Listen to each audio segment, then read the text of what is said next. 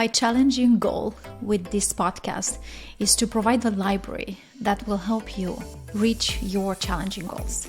I want to bring guests with inspirational stories to help you take that first step towards your more than you can ever imagine.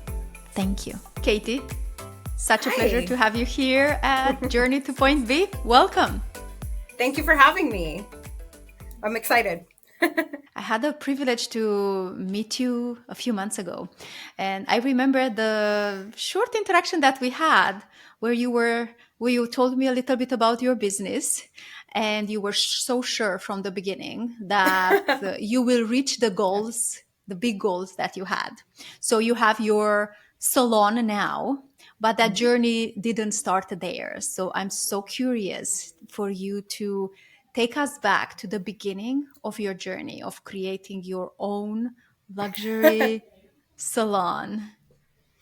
I think the beginning really started with just a passion that I had for hair and makeup and fashion and just anything feminine and girly and like self-appearance related, just anything that made me feel good and made me feel fancy, I would always do to myself, whether that was a new haircut or a new color or clothes or whatever. So I was just really attracted to the beauty and self appearance industry in general forever, since I was probably a kid.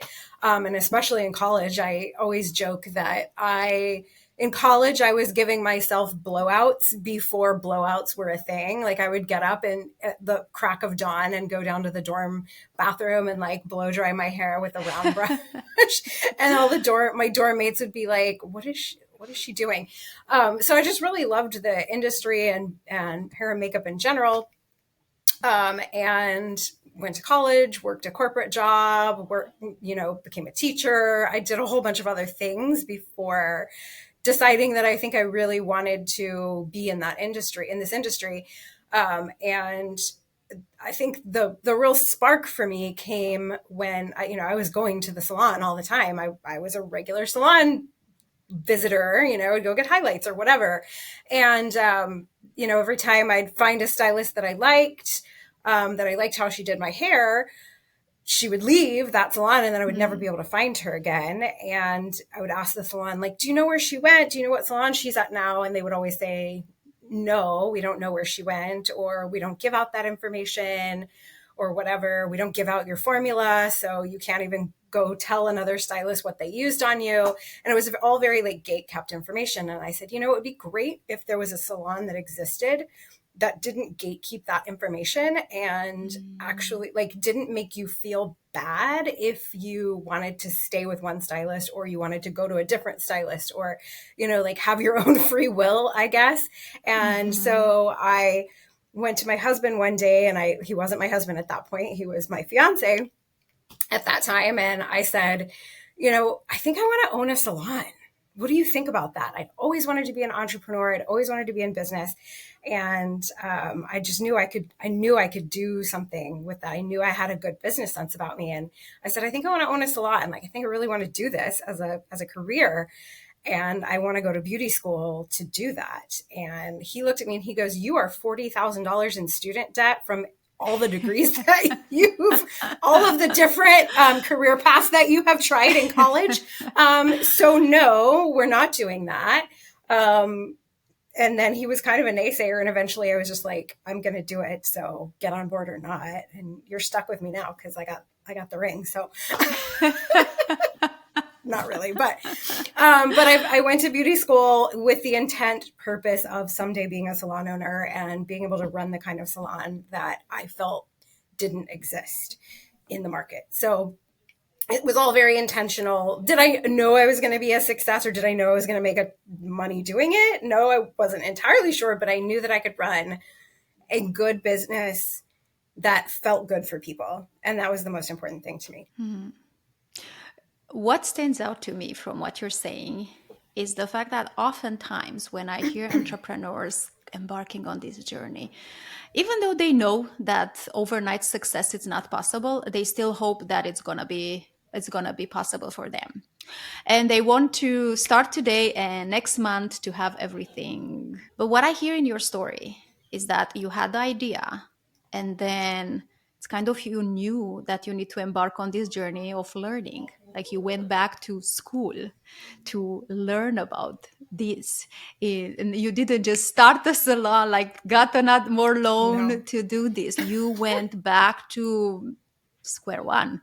From the moment you had that idea to the moment that you started your salon, what was the time frame? Oh, a decade at least. Wow. So what I did in the process was I became kind of a freelance makeup artist first. So I took a bunch of makeup classes, and people were asking me, like, I just always did my own makeup, and people would ask me all the time, hey, can you do, my friends would be like, can you do my makeup? I've got to go to this thing, or I've got a date. Can you do my makeup? And I would do it. And then I thought, okay, well, I can do that and then go to beauty school and learn to do hair, and then we can open a salon. And like I could kind of see the path. But there was probably a good decade from the time that I decided to go to beauty school to freelancing to finishing school, working as a stylist for a long time before it hit me that it was time to open the salon. Like I needed to take all the steps. I'm that type of person. I need to go from point A to point B and take all the steps and know that I have worked. I've seen how the sausage gets made. In other words, I've stood in those shoes. I've stood in a stylist shoes working for a salon owner. Like I've stood in those places and can speak to those experiences. And I knew I had to do that before I was able to feel confident to open my own company, hire people who relied on me for their livelihood. And I'm really glad I did it that way. It wasn't the quickest journey, but you know, success is, it's never linear, and it you have to be okay with it taking a while. You mentioned steps. What would you say were some of the crucial steps that had to happen or happen in your journey that got you here? Aside from actually going and getting the cosmetology education that I needed, I needed to, like I said, I needed to work in a salon where I was working for someone else and having to learn how to bring in my own clients and develop my own clientele.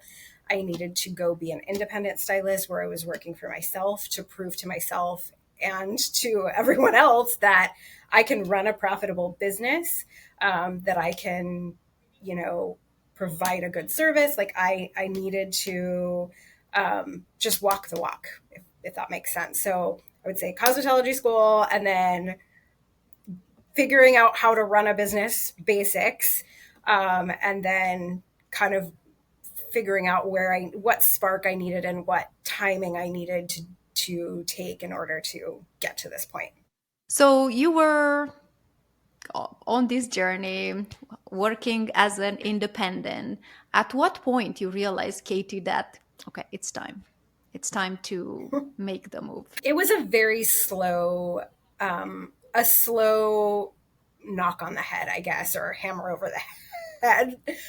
It didn't just like strike me one day. I mean, it was always part of the plan, but I was like, oh yeah, that's a someday Katie problem. And I don't think that I'd really allowed myself for a long time to truly think about what it would mean to actually make that jump off of the cliff. I was kind of just waiting for the jump of the cliff to come upon me. And so it was a combination of my personal business, like my hairdressing clients, my clientele had grown so large that I needed help with it. I could not physically, with my two hands, service everyone that was coming to see me. And so I had to hire help. I had to hire an assistant, and then the assistant started to grow, and then I hired another assistant, and then I had like developed this little tiny staff, for lack of a better word. And I think that the salon owner that I was renting my chair from my station from at the time was a little small salon, not really, it's kind of off the beaten path. And she came to me one day and she said, so I know that you probably want to own a salon one day, and I'm kind of ready to be out of this business. So what do you think about buying me out and buying this salon? And I was like, okay, well, let's talk about it. And that was kind of the catalyst of me really being like, okay, maybe it is time to do this, because I've already grown. My business has grown so much that I can no longer do this alone. It is time to scale. And I was like, this is probably it. So she asked me to buy her out. We came to an agreement. We came to a deal. We were about 2 weeks from signing on the line to finish the deal. And I went to go get insurance for the loan and for the salon. And I was not able to get insurance because I found out that the salon had been built in a way that wasn't technically fully legal. And I didn't know that until I went to, and so I couldn't get insurance. And so I was like, I can't buy your salon. Your business is not sellable. It's no longer sellable. So I'm not buying your salon, and I've got to go. Like, I have a team already. I've hired people in preparation for this. I need to go find another space. So that's when I actually went out and found an independent retail location, leased the space, and built out the salon as we know it now. So it was really that catalyst of being offered to purchase someone else's business that made me realize, you know what, it's time to just go do this and do it the way I want to do it, and do it right the first time, and not take over someone else's problems, and just go do it. So I did. Yeah. It was terrifying. It's a nice it's a terrifying. I can only imagine, and also disappointing. Like I assume that as you made that decision, you got the loan and everything, all of a sudden to find out that it's not going to happen. But it happens so often that kick in the rear, and it's actually a step forward, no? And it got you Yes, closer to, like, maybe it shortened the time for you to get to like for the sure. luxury salon that you have now, since you For mentioned that was sure. like down the the beaten path. And Tomorrow is Katie's yeah, problem. Yeah. yeah. How did you navigate the financial aspect of starting? Because a lot of Mhm. people are very excited, but when it's time to make that investment, when it's time to take that Mhm. loan or whatever, like when it's time to put money on the table, then there Yes. is there is a lot of emotion, a lot of fear, a lot of things Yes. going on. What supported you in making that decision? How did you navigate that? Yes. Well, number one, I have a very, very supportive partner who is very knowledgeable about finances and has helped, like, we've helped each other, and mostly he's helped our family get set up with a very stable financial life. So I felt very okay with the fact that, like, we are putting money on the table to risk this, and this is a big risk, but I'm comfortable doing that because I know we're not going to end up destitute, right? So I'm lucky and blessed in that, Mm-hmm. privileged in that sense. I also saved a ton of money personally from my own business, my own work behind the chair. I had saved up over the course of several years. I just I didn't really take a lot of profit out of the business. I paid myself I wouldn't say a low wage, but I paid myself a very small draw, so that I could keep a lot of money in the business so that I could continue to invest in it. And because I knew that was kind of always the plan, I was like, well, I'm just going to save a lot of money in the business, save a lot of the profit, and pour it back into the business, because I knew that was going to be necessary at some point. And if it wasn't necessary, then we just have cash on hand. But I Mm-hmm. did Mm-hmm. that. And then I just went and got a loan. I mean, I just went to a bank and was like, I need to borrow money. I'm opening a business. And I came and I knew that business loans require a whole lot of paperwork and a whole lot of budgeting. And so I went into it very organized, very prepared. I had a spreadsheet with every single expense that I knew was going to come out, down to like toilet paper rolls for the bathroom. Like I had a line item in my budget for toilet paper and paper towels. And I knew what things, like I'd been in the industry, so I knew what things cost. I knew I had, I was really good at knowing how many supplies are gone through in a certain amount of time. So I had this all platted out on a spreadsheet. So when I went to a bank and said I'd like to borrow money to open a business, I already had a profitable business, solopreneur business, and was prepared with a whole lot of documentation to show that I was a good risk. So that part was relatively easy. And then just, kind of preparing my mind really for, I'm about to dump pretty much my last 5 years and potentially my life savings into a business. So I better make it work. And if there's something about me, it's that if I'm pushed up against a wall and I know I have to make something work to survive, I will make it work. I will figure it out. So that's pretty much it. I was just like, And okay, you did. let's do it. And I did it.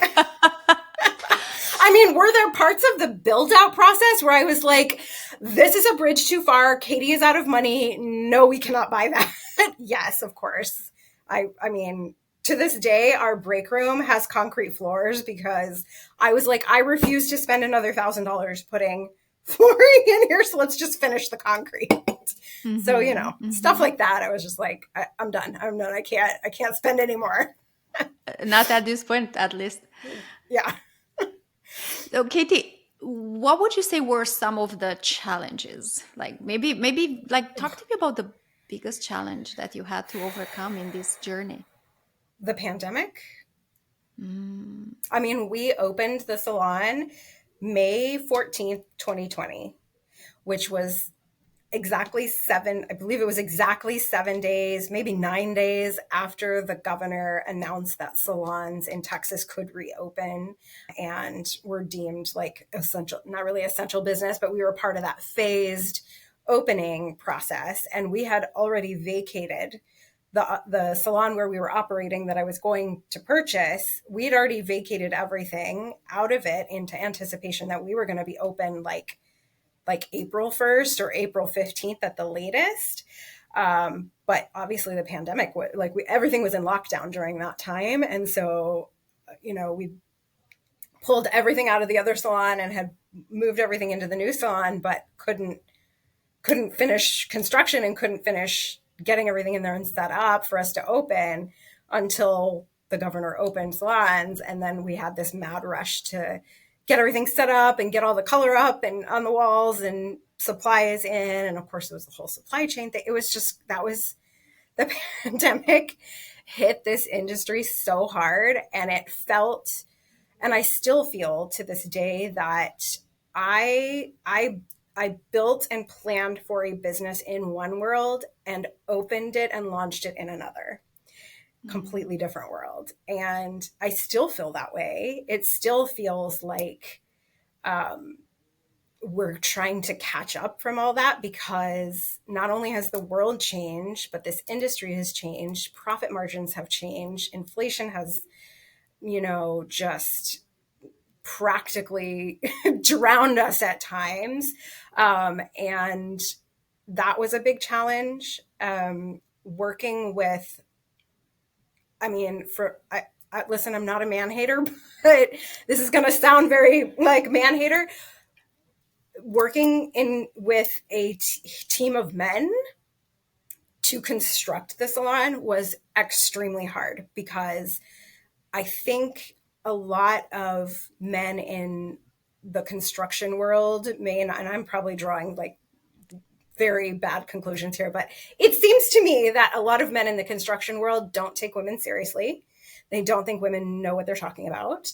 And, I'm not a female that will I don't mince words with anyone. And it's not easy to tell a man, no, you can't do that. No, I expect you to be done when you said you were going to be done. And no, that isn't done correctly. You need to come back and do it again, and be that very strong, powerful woman, like working with a team of men to get this over the finish line was extremely, extremely difficult because I just didn't feel respected or listened to.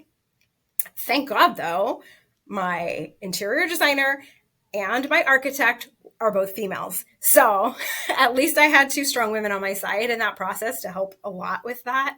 But that was a huge, huge challenge working with men for that. I did not like that at all. I'll hire female construction from now on.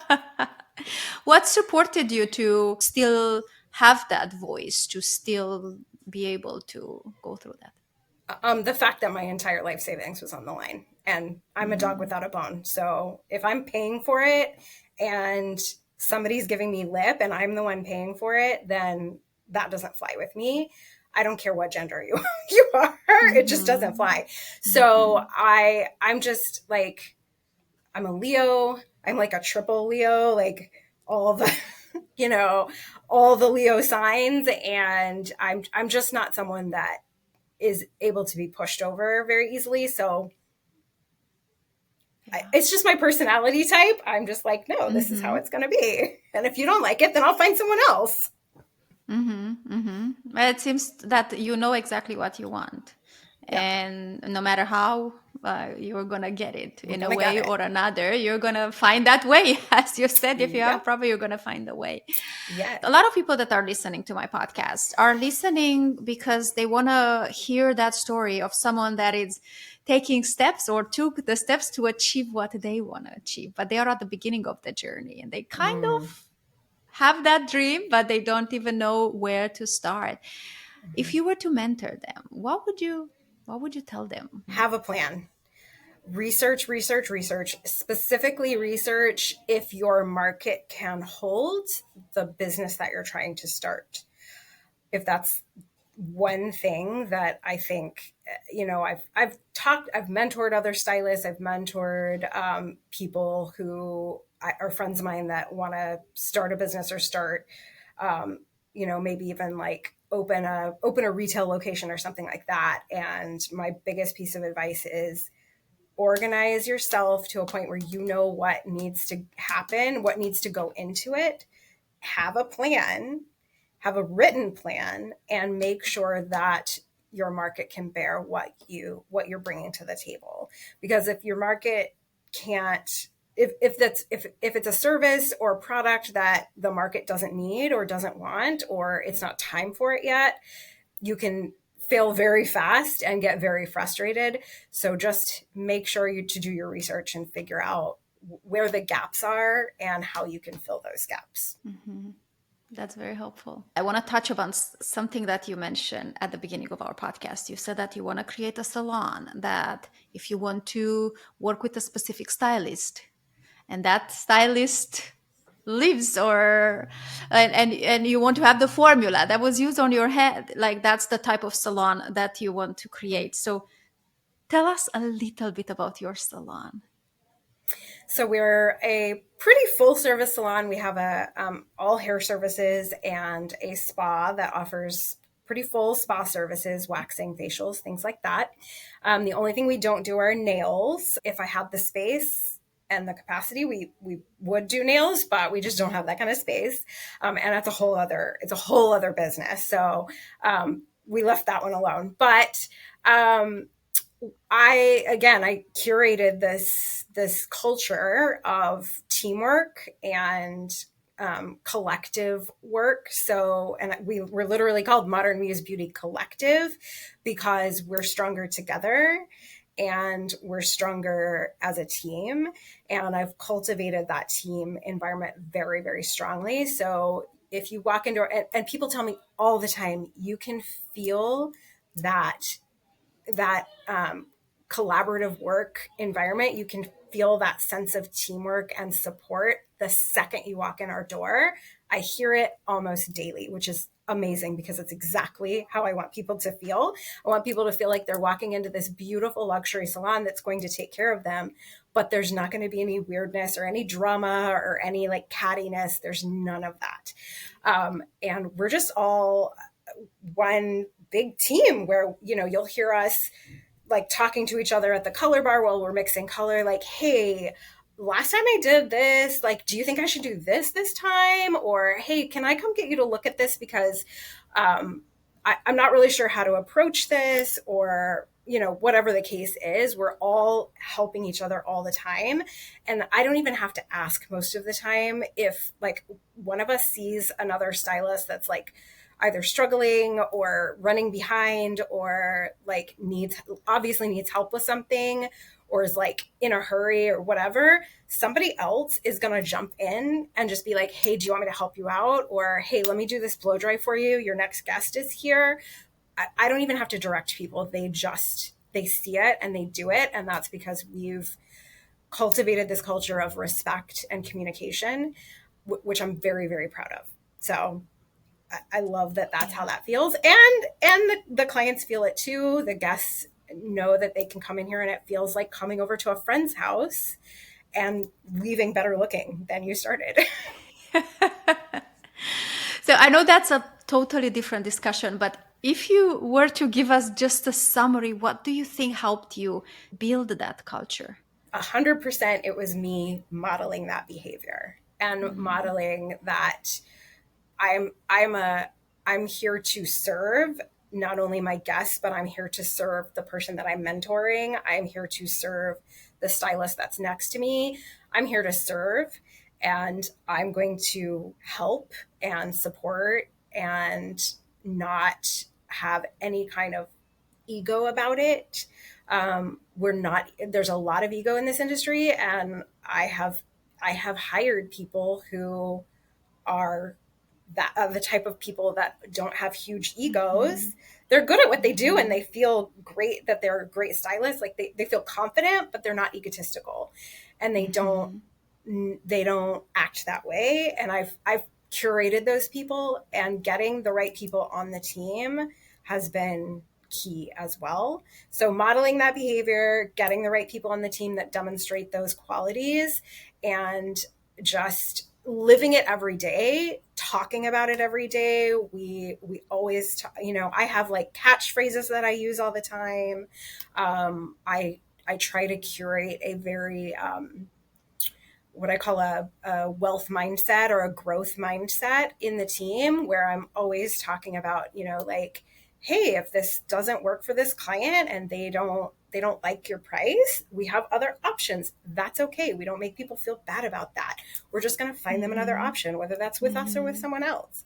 Just like if a stylist, decides to leave the company, I'm going to tell their clients where they've gone. I'm going to be like, hey, let me know what salon you land in, and I'll be happy to send out an email telling your clients where you've headed and how to find you, because those are your clients. You grew those.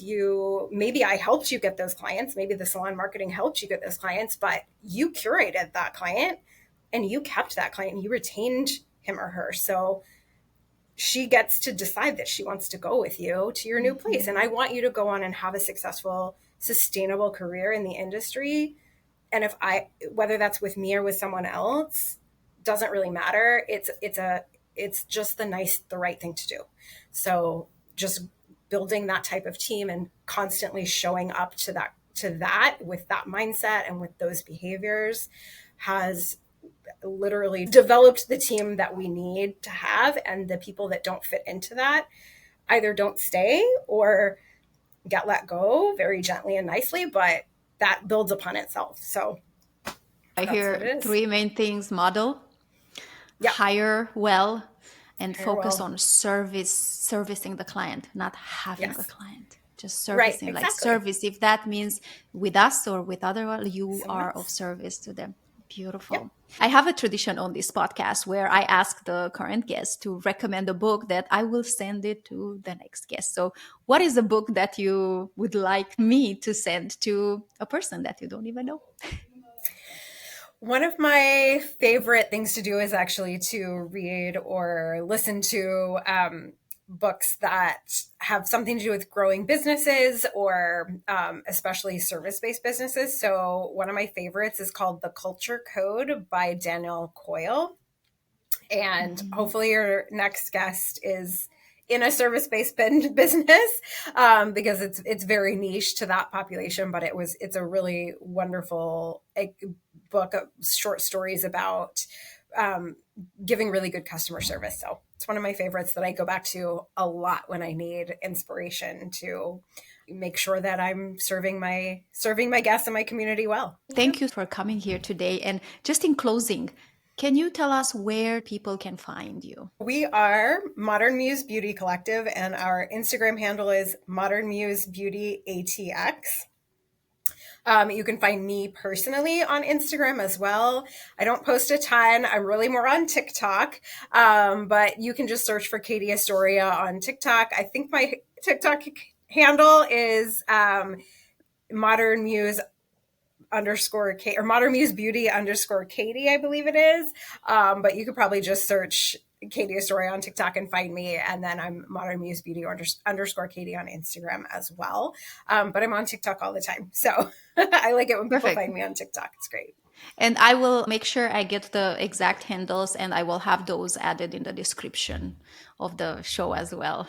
Thank you for being open to share your journey, because I believe it's so important. It doesn't matter if someone wants to start a salon or any other type of business. I believe that the same principles apply, like having that drive, having the big dream, making sure that you have the plan, making sure you know Yes. how to put the plan into action and how to get what you want to get, no matter what the people around you do or don't do. It's been an honor, Katie. Thank you. Yes, thank you. I was very excited to do this.